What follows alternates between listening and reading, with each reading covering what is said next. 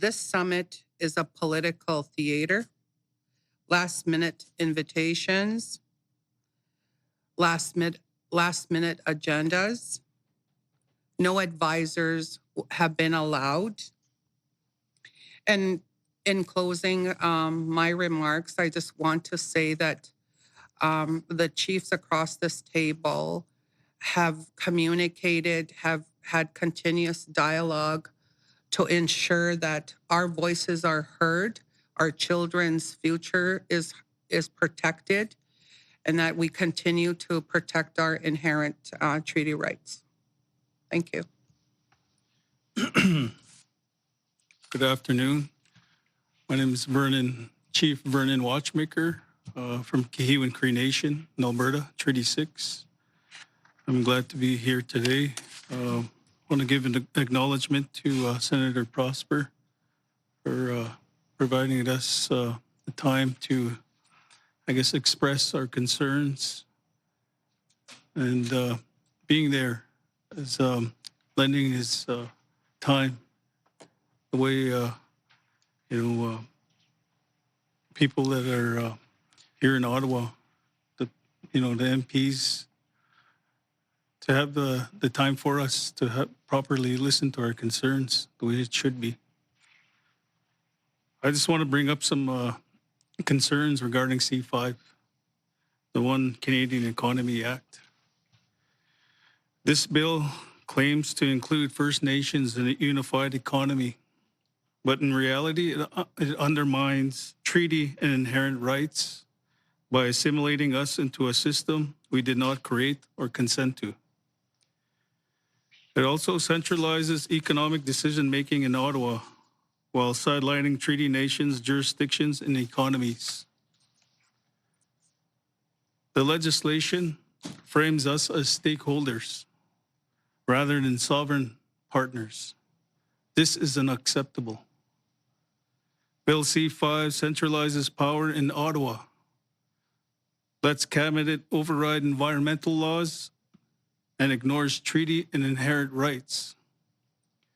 That is not modernization. It is colonization in 2025. As well, removing the Indian Act from Schedule 2 does not fix this bill. FPIC is still absent, environmental protections remain vulnerable, and Canada can still override our jurisdiction under the guise of national interest. This legislation creates regulatory chaos. It will lead to more court battles, not fewer. It'll scare away investors because it strips away legal certainty.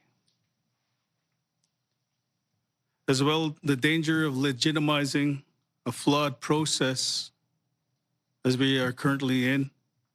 Participating in this summit would lend legitimacy to an illegitimate process. The Crown is attempting to fast-track policy that impacts us without our free, prior, and informed consent. That is built into the treaty-making process and under international law. A few invited voices do not speak for the treaty relationship or the diverse nations across Turtle Island. Thank you. My name is Sheldon Sunshine. I'm chief of the Sturgeon Lake Cree Nation. I'd like to acknowledge that we're on Algonquin unceded territory. Again, also I'd like to thank Senator Prosper for organizing this event and allowing us an opportunity to speak to some of our challenges. I'd like to speak to some critiques of the Indigenous Advisory Council. I'd like to raise deep concerns about the Advisory Council and how it was created, how it functions, how it is being used to undermine the authority and the voice of treaty nations. The Indigenous Advisory Council is being formed without the free, prior, and informed consent of treaty nations. It is not mandated by our people and its members, nor it represent our treaty governments and traditional governance systems. The Advisory Council will be used by the federal government to manufacture consent on legislation and policies that affect all Indigenous people, including treaty nations. Government officials point to the Advisory Council to claim that Indigenous leaders support legislation like Bill C-5, but this is misleading and dangerous. A small group of hand-selected advisors cannot speak on behalf of hundreds of distinct nations with sovereign governance structures. The Advisory Council is not grounded in treaty relationship. It's a colonial construct created by the federal government to advise Crown ministers, not to assert nation-to-nation or treaty-to-Crown dialogue. Its existence and operation undercut our treaty rights by placing our futures in the hands of unelected body that reports to the Prime Minister's office, not to our people. It is used to divide and dilute Indigenous voices, creating the appearance of inclusion while excluding those who assert their inherent and treaty-based jurisdictions. It creates internal tensions, pitting Indigenous people against one another in a government-defined framework. We call for a respectful nation-to-nation dialogue.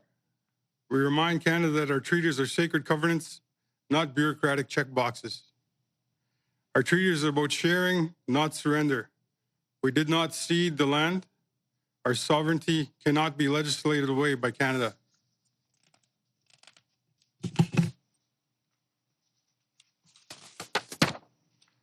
The United Nations already told Canada that FPIC is a legal obligation.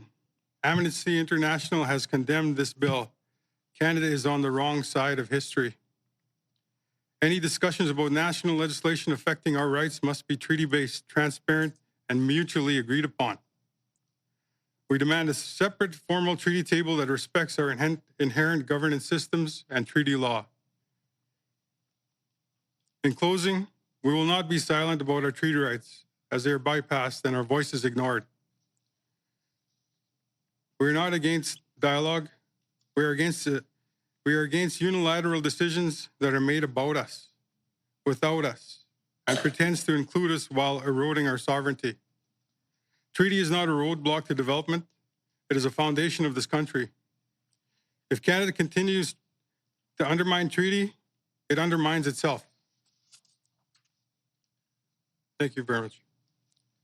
Okay, that's some reaction from First Nations leaders participating in a summit with the Prime Minister to voice their concern with his government's controversial major projects legislation, arguing, as you heard, the bill sidelines First Nations, calling it unacceptable, concern that it centralizes power in Ottawa, and saying in reality it undermines treaty and inherent rights. And as